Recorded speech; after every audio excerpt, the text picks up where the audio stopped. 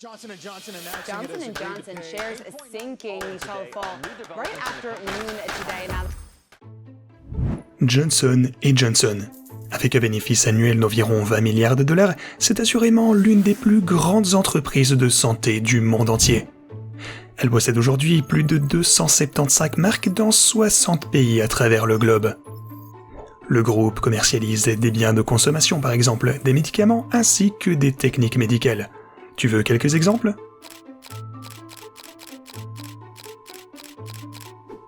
Mais Johnson & Johnson, ce n'est pas seulement connu pour ses chiffres d'affaires colossaux ainsi que ses avancées médicales, mais également pour des vérités horribles telles que des additifs cancérigènes ou même le commerce illégal de la drogue fentanyl qui, tiens-toi bien, fait un mort toutes les 7 minutes rien qu'aux États-Unis.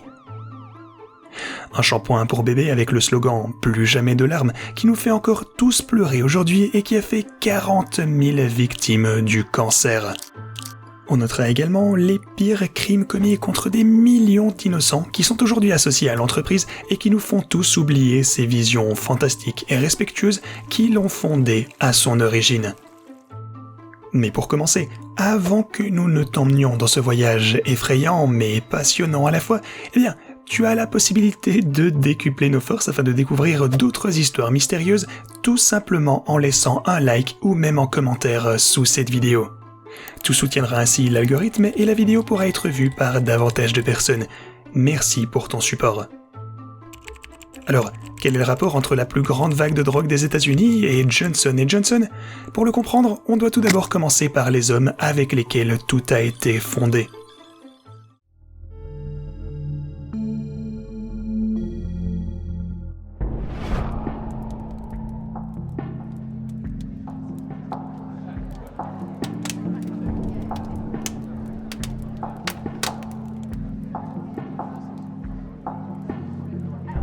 Laisse-moi commencer par cette citation. L'époque où une entreprise était une affaire privée, si jamais elle a pu l'être, eh bien, cette époque est révolue. Robert Wood Johnson. Notre histoire débute par la naissance d'un garçon en 1845 au Nouveau-Brunswick, aux États-Unis d'Amérique. C'est une petite ville avec 2 églises, une taverne ainsi qu'une école. Il est né en tant que 3e fils dans une famille de 10 enfants, et son enfance a donc été extrêmement marquée socialement en raison de ses nombreux frères et sœurs. Ce n'était pas facile pour une famille qui, 10 ans auparavant, avait survécu à l'une des pires tornades, la tornade du comté de Middlesex, la plus meurtrière en son genre, qui avait fait plusieurs morts et causé 300 000 $ de dégâts.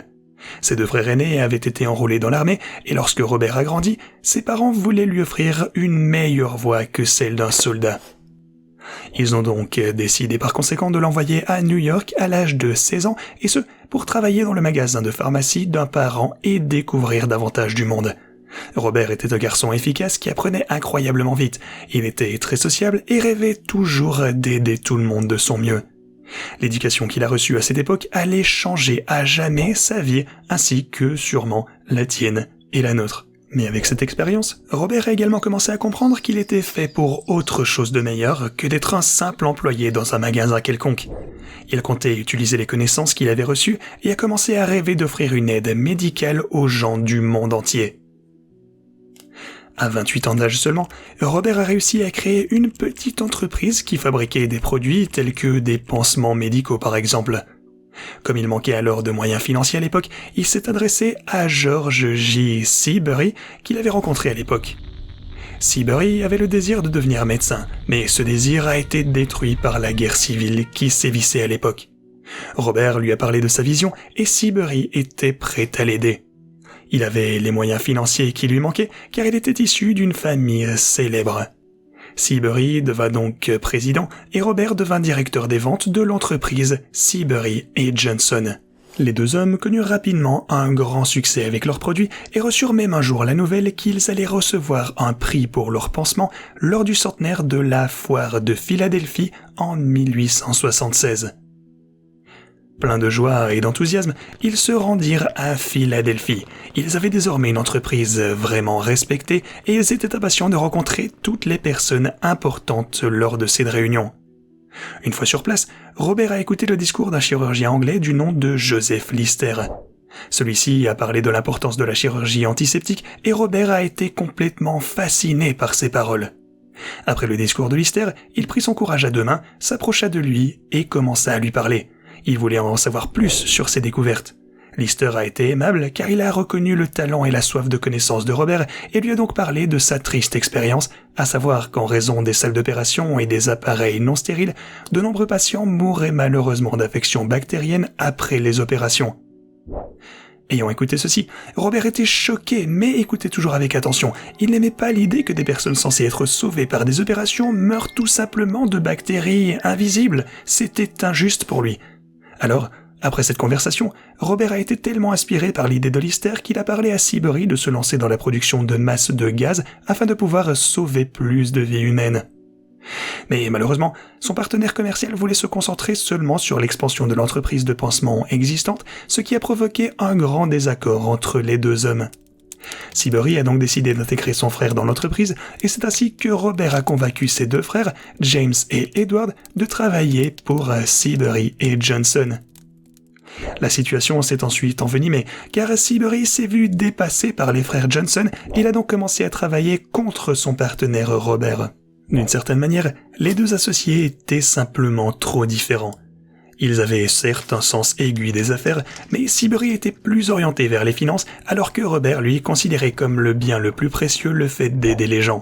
Fatigué par ces éternelles disputes, Robert a finalement décidé de vendre ses parts de Seabury en 1885 et est retourné lentement vers sa propre vision. Il repensa à sa fascinante rencontre avec Joseph Lister précédemment et sut que c'était la direction qu'il comptait prendre.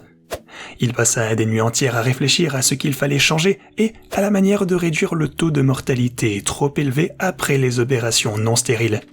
C'est alors que finalement l'idée lui vint. Ceux qui entraient en contact avec les patients devaient être habillés de manière stérile. C'est d'ailleurs ce que Lister avait dit à l'époque lors de son discours.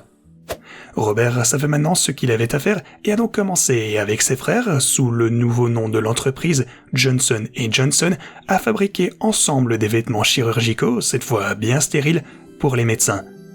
Grâce à cette innovation, les frères Johnson avaient sauvé de nombreuses vies et cela les rendait plus heureux que jamais.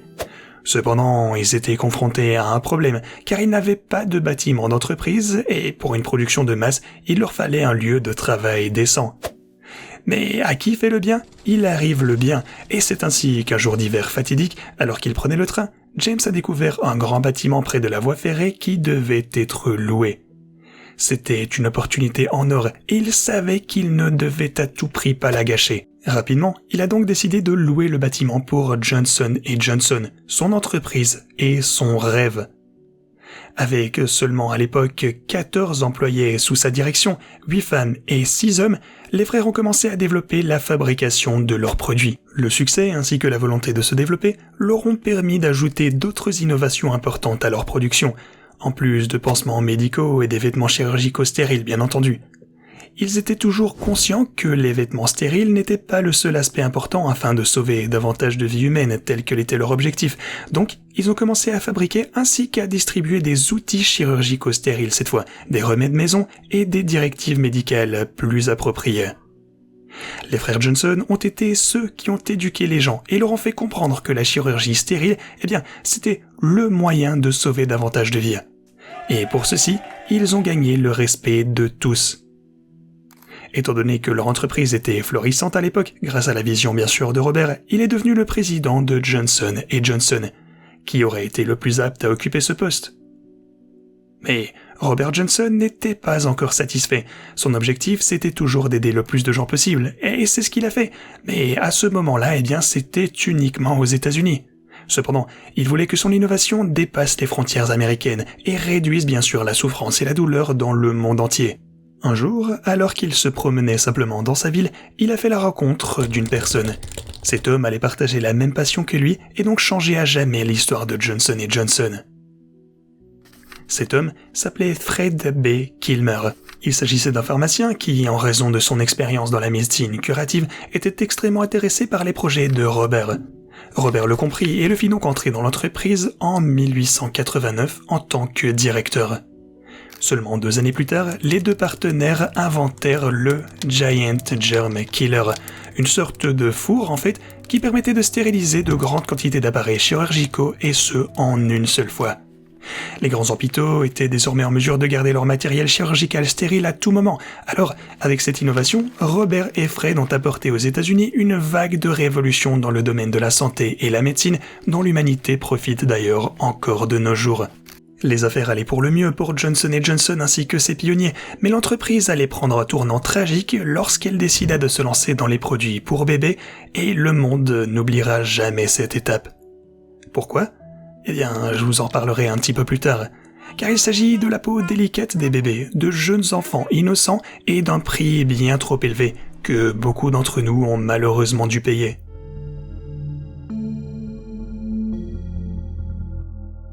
Robert était un philanthrope et accordait une grande importance à l'expérience de ses clients avec ses produits. Nombre de ses innovations ont vu le jour grâce aux suggestions d'amélioration de sa clientèle d'ailleurs. Un jour, une nouvelle peu réjouissante parvint aux oreilles de Robert. Un patient s'était plaint auprès de son médecin des irritations cutanées qu'il ressentait après avoir utilisé un patch. Robert s'assit et réfléchit à la manière d'éviter de telles irritations cutanées. Alors, il eut une idée merveilleuse. Il fit saupoudrer ses pansements d'une poudre qui réduirait les irritations cutanées. Et finalement, l'innovation de Robert ne devait pas spécialement être parfaite pour les pansements, mais également pour d'autres parties du corps dont la peau était irritée par le frottement, comme par exemple les fesses des bébés. Étant donné que la poudre fonctionnait à merveille, Robert commença en 1894 à la conditionner dans de petits flacons et à la vendre aux mères américaines ayant des bébés pour soulager les souffrances de l'érythème fessier. C'était donc la naissance du talc, l'un des produits pour bébés que l'entreprise commercialise encore aujourd'hui. La vente de ce qu'ils appelaient le baby powder a eu l'effet d'une bombe. On avait finalement trouvé un remède contre la peau irritée des bébés. Les mères étaient plus reconnaissantes que jamais pour cette innovation et la sympathie pour Johnson & Johnson ne cessait de croître. À la fin des années 1900, Robert était en voyage d'affaires en tant que passager de train. Alors qu'il traversait les montagnes rocheuses, il discuta par ennui avec le cheminot qui lui raconta que les travailleurs du rail étaient également souvent blessés par des accidents du travail. À la question de Robert sur l'état des soins médicaux lors de tels accidents, le cheminot répondit simplement « Ils sont très mauvais. Nous sommes dans les montagnes rocheuses, bien trop loin des hôpitaux ainsi que des médecins. » Robert avait déjà aidé tant de personnes grâce à ses inventions et voulait également venir en aide à ces travailleurs du rail avec une idée innovante. Après de nombreuses tentatives, il a finalement inventé, en 1901, une boîte qui contenait tous les produits de premier secours nécessaires. Nous la connaissons d'ailleurs encore aujourd'hui, le kit de premier secours. Vous en avez sûrement chez vous ou même dans les voitures comme compagnon permanent. La trousse de secours a certainement sauvé des milliers de vies au cours de toutes ces années. Le succès ne semblait jamais s'essouffler, mais cela ne suffisait jamais non plus à Robert. Il repensa à son rêve d'aider non seulement les Américains, mais aussi le monde entier, et c'est ainsi qu'il commença à exporter ses innovations dans le monde en 1910. Il avait finalement réussi sa vision. Aujourd'hui encore, des personnes sont sauvées, ou du moins soulagées de leur douleur grâce au rêve de Robert. Mais l'entreprise a d'abord dû digérer le coup du sort qui s'en est suivi. En effet, le lundi 7 février 1910, le public a appris le décès soudain et inattendu de Robert à l'âge de 64 ans. Cette nouvelle soudaine et brutale a choqué non seulement l'entreprise Johnson & Johnson, mais également le monde entier qui appréciait Robert. Il était vu comme un ange sans ailes. Il avait sauvé des vies humaines innombrables et a toujours fait passer les autres avant son profit. Après sa mort, son frère James est devenu président de l'entreprise et lui a donc succédé. Il considérait qu'il était de son devoir de maintenir en vie la vision de son frère et donc de veiller à ce que le bien-être des patients passe toujours avant toute autre chose. Pour le fils de Robert, Robert Johnson Jr., les temps étaient également durs. Il était à l'époque encore adolescent et s'est battu avec toutes ses forces afin de soutenir son oncle dans ce changement difficile. Robert Jr. partageait la passion de son défunt père et travaillait 24 heures sur 24 pour l'entreprise familiale. Après tout, à cette époque, Johnson & Johnson produisait déjà 90% des ouates et des pansements pour le monde entier. Robert Jr. avait pas mal appris du rêve de son père et avait compris que les gens faisaient confiance aux entreprises locales. C'est ainsi qu'il a décidé de commencer à établir des relations d'affaires avec elle, selon la devise « être aussi local que possible ». Cette vision l'a aidé à se développer dans le monde entier. En effet, en 1932 cette fois, il est finalement devenu chef d'entreprise et a suivi les traces de son père avant lui. Il avait de grandes ambitions pour les années qui devaient s'ensuivre, mais ses projets ont été anéantis par des forces supérieures. C'était le début de la crise économique américaine à l'époque, donc à peu près le pire moment pour reprendre une entreprise sans expérience. Il devait agir et repensa à son père qui s'était toujours tenu à la philosophie de base de l'entreprise, à savoir le bien-être des patients passe toujours avant le profit. Robert Jr. a décidé lui aussi donc de s'en tenir à cela. Ça n'a pas été facile, mais il a réussi à traverser cette situation économique déprimante avec un succès total.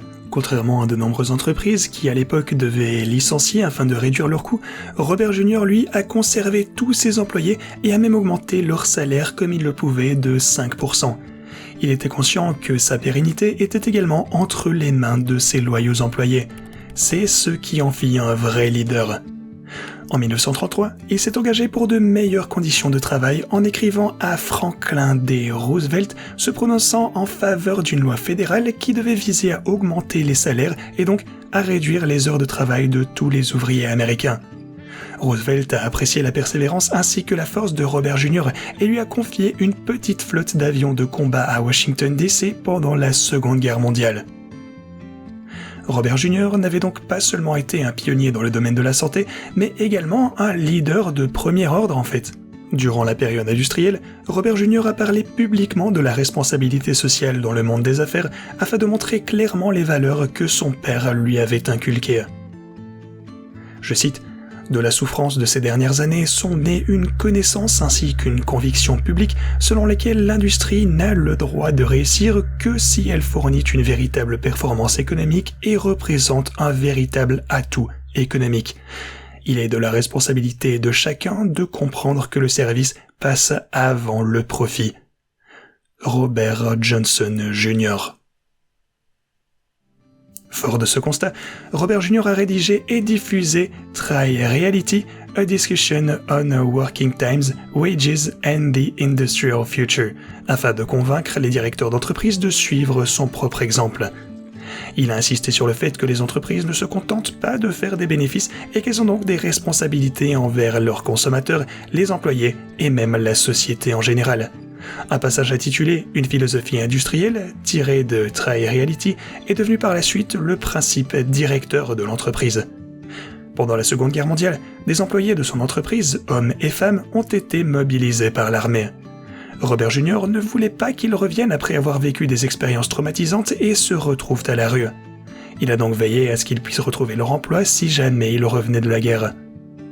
De plus, Robert Jr. souhaitait également s'assurer que chaque employé de Johnson & Johnson suivait sa politique de réalité virtuelle et créa donc le « Notre Credo » qui contenait en fait les décisions de gestion prises au cours des 60 dernières années et indiquait aux futurs dirigeants de l'entreprise comment les prendre à l'avenir. Également, son objectif de leader était on ne peut plus clair.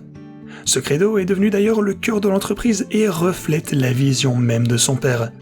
Il considérait que Johnson & Johnson était entre de bonnes mains et, devenu vieux, il décida de quitter son poste de directeur en 1963 avec un œil qui riait et un œil qui pleurait. Il est décédé ensuite en 1968 à New York. Malheureusement, on ne sait pas grand-chose de ses successeurs qui ont peut-être un rapport avec les révélations que je vais vous donner maintenant. Mais avant de nous pencher sur les sombres agissements de l'entreprise, jetons tout d'abord un coup d'œil rétrospectif sur certains des bons services qu'elle a pu rendre par le passé. En 1898 par exemple, l'armée américaine avait un besoin urgent de matériel médical pendant la guerre Amérique-Espagne. À l'époque, Johnson & Johnson n'avait pas hésité à les envoyer à bas prix afin de simplement soigner les soldats. Seulement 2 années plus tard, un terrible ouragan a ravagé le Texas et a coûté la vie à de nombreuses personnes. Là aussi, Johnson & Johnson s'est immédiatement rendu sur place afin d'aider les gens avec du matériel médical. Lors de tremblements de terre à San Francisco en 1906, l'entreprise a cette fois fait accourir des voitures chargées de médicaments ainsi que de matériel sur la côte ouest afin de pouvoir aider les survivants. On constate donc que les réponses de Johnson & Johnson à toutes les épreuves qu'elle a pu traverser ne relèvent que d'une seule et même chose: nous ferons tout ce qui est en notre pouvoir pour réduire ou guérir la souffrance et la douleur dans le monde. La vision de Robert Senior a toujours été au premier plan, et la famille Johnson n'aurait probablement pas pu imaginer, dans ses plus beaux rêves, que son entreprise avait réussi à accomplir tout ceci au cours de ces années. Mais avec la mort des fondateurs est venue la déchéance morale. Avec la mort de Robert Jr. et le passage de la direction de l'entreprise en des mains non familiales, les bonnes intentions étaient mortes elles aussi. Pour le groupe, le succès ne suffisait pas et ses dirigeants sont devenus plus avides. Ils se demandaient comment réduire les coûts et inciter les gens à acheter davantage leurs produits. Et nous revoilà donc avec la fameuse histoire du Baby Powder, qui était à l'époque le best-seller de Johnson & Johnson. Ils ont commencé à en faire la promotion de manière plus agressive, ainsi que faire grimper les ventes. C'est très bien, mais la poudre pour bébé contenait donc du talc qui absorbe l'humidité. Le fameux talc, également connu sous le nom de stéatite, était facile à acheter en énorme quantité, et donc beaucoup moins cher chez un grossiste. Malheureusement, il peut y avoir également en son sein plusieurs impuretés, car les mines où le talc est extrait contient souvent de l'amiante également. Et je pense que tu le sais, il est prouvé que l'amiante est cancérigène. Alors, les responsables avaient-ils oublié de mentionner ceci, volontairement ou involontairement? Savaient-ils seulement que le talc pouvait également contenir de l'amiante? Jusqu'en 2022, l'entreprise a affirmé avec véhémence que le talc pour bébé était sûr et que les accusations étaient jusque-là injustifiées. Mais jusqu'à cette date, Johnson & Johnson a dû faire face à 26 000 plaintes au total de personnes atteintes de cancer et, depuis 2022, le talc dans la poudre pour bébé est maintenant remplacé par de l'amidon de maïs. Peut-être une preuve tangible. Pourquoi ce changement a-t-il pris autant de temps alors ? Dans une déclaration claire de Reuters Investigate, il est affirmé que Johnson & Johnson a découvert dès 1972 que le talc de sa principale mine pour le marché américain dans les Alpes italiennes contenait de l'asphalte. Cela signifie donc que le groupe savait, encore une fois, depuis 1972, que le baby powder contenait de l'amiante qui entraîne donc un risque accru de cancer. Mais il n'a pas informé la FDA de cette découverte et a utilisé des failles légales afin d'échapper à sa responsabilité, légale et morale surtout. Johnson & Johnson a élaboré un plan hautement secret appelé Projet Plateau qui comprenait la création d'une filiale et les transferts de plaintes vers celle-ci. Finalement, la filiale déposerait donc le bilan de banqueroute qui enverrait les plaintes à un tribunal de faillite et réduirait considérablement les amendes. D'ailleurs, dans une note sur le projet Plateau, un avocat de l'entreprise a averti l'équipe en ces termes exacts. N'en parlez à personne, pas même à votre conjoint. Aux États-Unis, en 2018 cette fois, l'entreprise s'est retrouvée sur le banc des accusés face à 22 femmes. L'accusation en question ? Eh bien, elles ont toutes développé un cancer des ovaires après avoir été exposées à la poudre pour bébé pendant des années alors qu'elles étaient nourrissons. Pour 6 autres, il était malheureusement déjà trop tard, car elles étaient décédées de leur cancer. La multinationale a dû répondre de ses actes bien sûr, et le tribunal lui a infligé une amende de plusieurs milliards de dollars. Johnson & Johnson a réagi avec déception et colère à ce jugement et a annoncé qu'elle engagerait des poursuites judiciaires supplémentaires. Maintenant, imagine que tu es accusé et responsable de milliers de personnes atteintes de cancer après qu'elles aient utilisé ton produit bon marché en toute confiance et que tu es déjà reconnu comme coupable. Eh bien, tu sais ce que tu as fait, et pour réparer tout ceci, tu dois payer des dommages et intérêts. Payer pour des vies humaines détruites, c'est assez logique, mais alors, aurais-tu l'audace de contester ce jugement ? Eh bien, quand on repense à la baby powder, on pense également à quelque chose d'innocent, c'est vrai. On pense aux petits yeux des enfants ainsi qu'à la peau délicate des bébés. Mais la baby powder de Johnson & Johnson est un mélange dangereux qui peut rendre les gens malades et même les tuer. Alors, d'autres décès étaient-ils nécessaires ?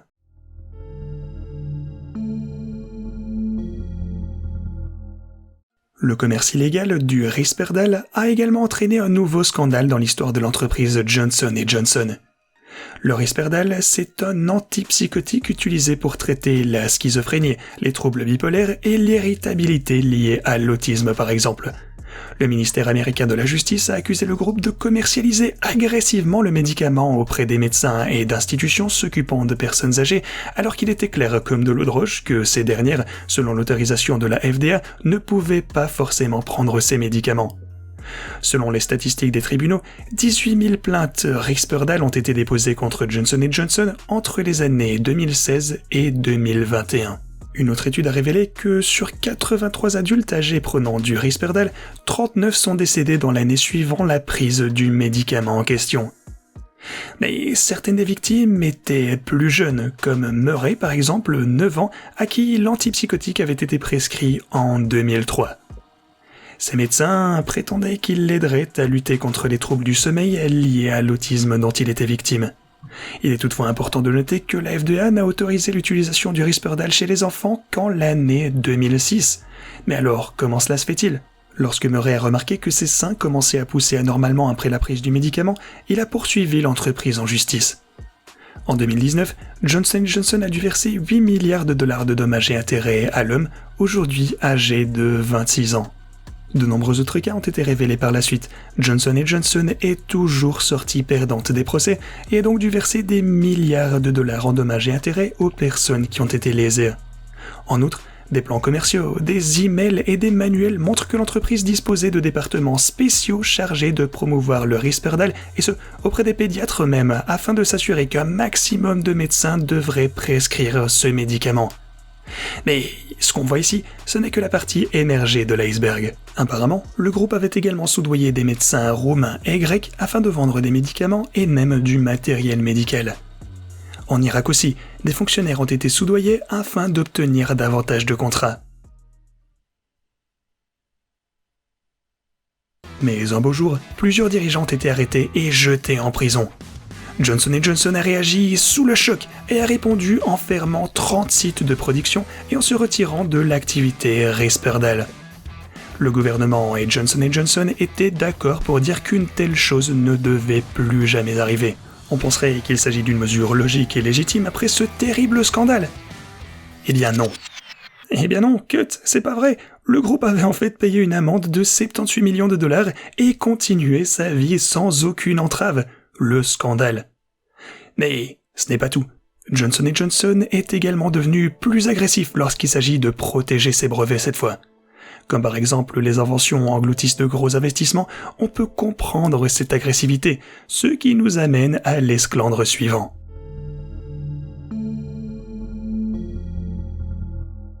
En 2007 cette fois, le groupe de santé a poursuivi la Croix-Rouge américaine en justice, accusant l'organisation humanitaire d'utiliser abusivement le signe partagé à des fins commerciales. Johnson & Johnson affirme que la Croix-Rouge a été introduite dès la création de son entreprise comme signe de neutralité dans tous les soins qui étaient apportés aux victimes de la guerre et que les droits de la marque, donc, ne s'appliquent qu'à des fins d'aide à but non lucratif. Selon l'entreprise, la vente de ciseaux à ongles et de peignes n'en fait certainement pas partie. La Croix-Rouge américaine, elle, a affirmé que la recette de 10 millions de dollars avait été exclusivement affectée à des projets d'aide. Johnson & Johnson voulait que l'organisation humanitaire détruise les produits commerciaux encore disponibles et lui cède tous les bénéfices qu'ils génèrent. Peut-être que c'est quelque chose de correct d'un point de vue juridique, mais d'un point de vue moral, encore une fois, c'est un scandale total. Comment un groupe pharmaceutique milliardaire peut-il accuser une organisation humanitaire comme la Croix-Rouge de violer la loi dans le seul but de faire plus d'argent ? Mais la chaîne de scandale ne semble jamais plus s'arrêter. Il a été révélé que Johnson & Johnson avait des secrets encore bien plus sombres. As-tu déjà entendu parler des opioïdes ?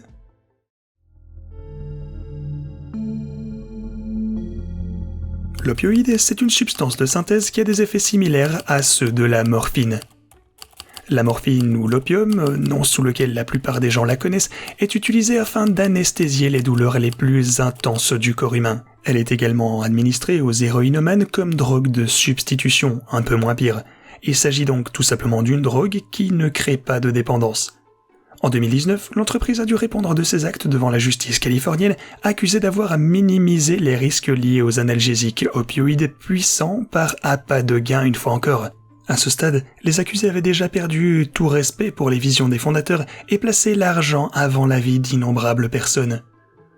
Une fois de plus, le groupe pharmaceutique Johnson & Johnson a payé des sommes s'élevant jusqu'à 465 millions de dollars. Une fois de plus, il a fait les gros titres négatifs et une fois de plus, des vies humaines ont été endommagées.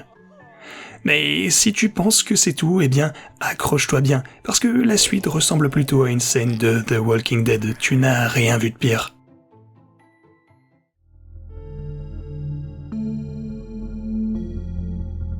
Johnson & Johnson ne s'est pas arrêté à l'utilisation du fentanyl. Il appartient également à la famille des opioïdes et est désormais connu comme la drogue tueuse numéro 1 en Amérique. Il a donné à l'Amérique la plus grosse vague de drogue qu'elle ait connue de toute son histoire. Mais alors, pourquoi ? Eh bien, le fentanyl est 50 fois plus puissant que l'héroïne. On pourrait penser qu'une telle drogue miracle est difficile à obtenir. Malheureusement, c'est faux, car il est en fait très facile de s'en procurer. Le fentanyl a été développé par Paul Janssen, le fondateur de l'entreprise Janssen Pharma, qui appartient désormais à Johnson & Johnson. Comme tout analgésique, il a de nombreux effets secondaires. Tu veux encore des exemples ? Depuis les années 2000, cet analgésique, en raison de ses effets enivrants, est de plus en plus utilisé comme drogue et est donc apporté aux États-Unis par les cartels de la drogue mexicains.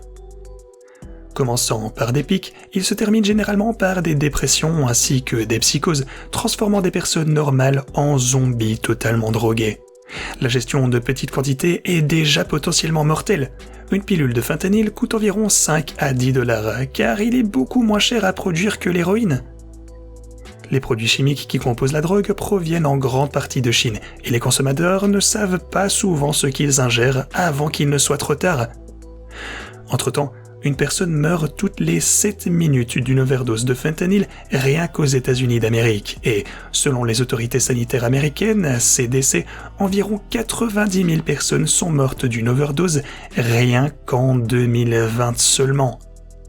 En outre, il a poussé des millions de personnes aux États-Unis vers la dépendance. C'est pourquoi Johnson & Johnson s'est engagé à se retirer de cette activité en 2021 et a été condamné à une amende de 230 millions de dollars pour son application avec ceci. Mais les fabricants de drogue mexicains ont en fait appris à produire la superdrogue eux-mêmes et continuent à la produire illégalement dans les zones résidentielles, ce qui rend bien sûr plus difficile pour la police de les localiser. Les dégâts causés par le fentanyl sur les personnes demeurent toujours à ce jour. Alors, que représentent 230 millions de dollars d'amende contre des millions de vies humaines perdues ? Alors, tu penses que c'est tout ? Bien sûr que non, mais tu connaîtras certainement le sujet suivant.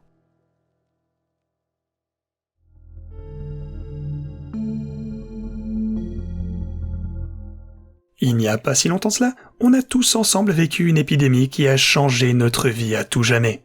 On a tous été confrontés au Covid-19 et Johnson & Johnson, comme d'autres groupes pharmaceutiques, a agi rapidement et en toute conscience. N'est-ce pas ? Les vaccins Corona ne pourraient en fait être autorisés qu'en 2032 théoriquement.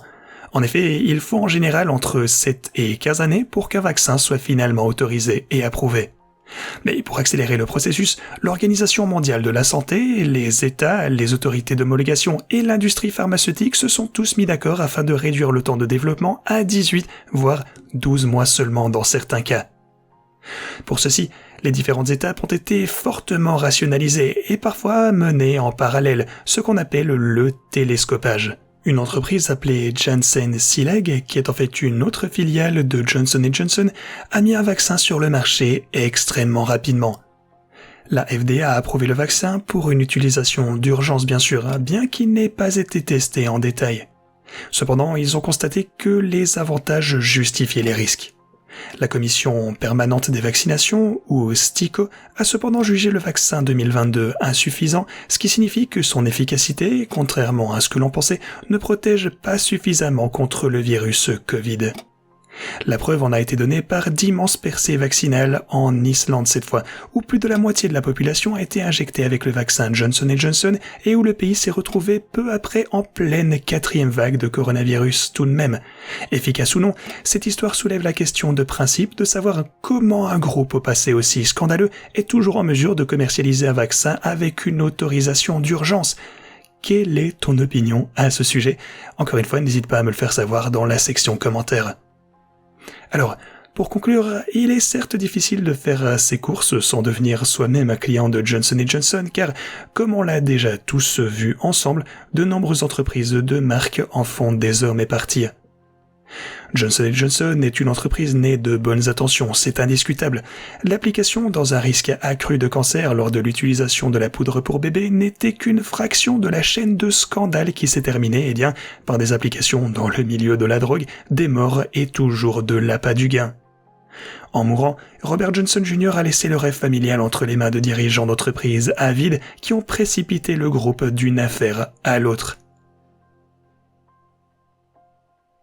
Si tu veux continuer à plonger avec nous dans les abîmes les plus profondes d'entreprises mondialement connues, n'hésite pas à nous laisser un like et un commentaire et clique sur la prochaine vidéo proposée pour vivre l'horreur avec nous.